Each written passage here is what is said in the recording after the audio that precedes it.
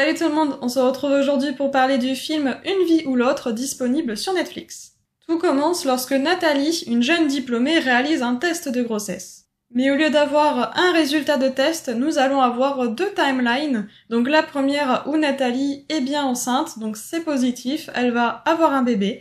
Et d'un autre côté où c'est négatif, donc elle n'est pas enceinte et elle va aller vivre sa vie à Los Angeles. Alors oui, le synopsis est très court, mais je peux pas vous en dire plus, sinon je risquerais de spoiler. Et comme d'habitude, jusqu'à la minute indiquée dans le titre, il n'y aura pas de spoiler, je vous préviendrai bien sûr quand cette partie commencera. L'introduction du film est vraiment très courte, et on a très vite le test de grossesse et les deux timelines, donc les deux réalités. Et je trouve ça super original d'avoir du début à la fin ces deux vies en parallèle. Clairement, ce n'est pas un coup de cœur, mais c'est un très bon film à regarder sans se prendre la tête. D'ailleurs, vous avez dû le voir, mais la vidéo est plus courte que d'habitude, puisqu'en fait, j'ai pas grand chose à dire, j'ai juste 2-3 points à aborder, et c'est tout. Voilà, c'est un film qui a pas non plus énormément de contenu, de rebondissements et tout, donc y a pas grand chose à en dire, mais ça reste quand même un bon film.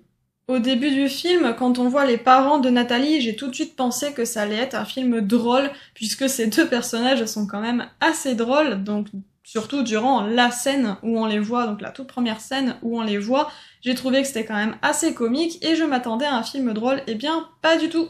Ce n'est pas le cas, c'est que ces deux personnages-là qui le sont, mais tant pis, c'est comme ça apporte quand même une touche d'humour et je pense d'ailleurs que ça reste une de mes scènes préférées.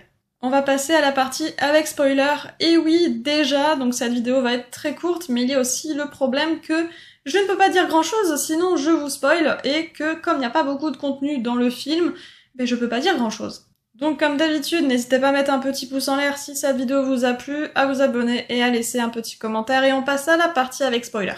Déjà, j'aime beaucoup que les deux timelines se rejoignent à la fin pour une fin heureuse. Donc elles se rejoignent oui et non, c'est juste que Nathalie est au même endroit à la fin, donc c'est plutôt chouette avec le petit clin d'œil à la fin pour rappeler le début de l'histoire et pour dire que tout va bien se passer.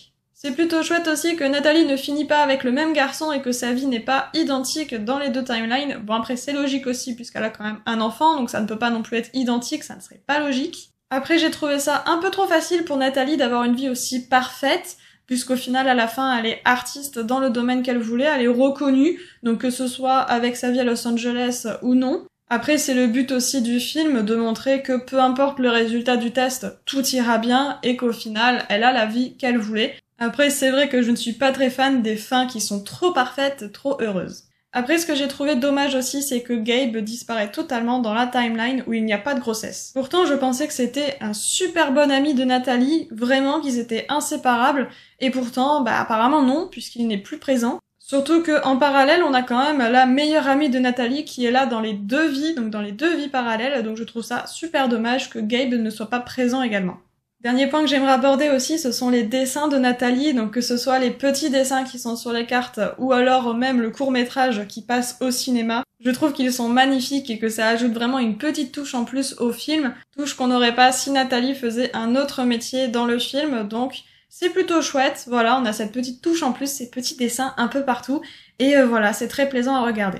Voilà, cette vidéo est maintenant terminée, j'espère qu'elle vous a plu, je voulais vraiment vous partager ce film que j'ai découvert récemment et qui est vraiment chouette, même si mon avis n'est pas très abouti non plus, j'ai pas grand chose à dire, mais vraiment je voulais vous partager mon petit avis. Voilà, n'hésitez pas à me dire en commentaire ce que vous avez pensé de ce film, et puis à vous abonner à la chaîne et à mettre un petit like si cette vidéo vous a plu, ça aidera énormément la chaîne, et puis sur ce je vous dis à bientôt pour une prochaine vidéo. Ciao!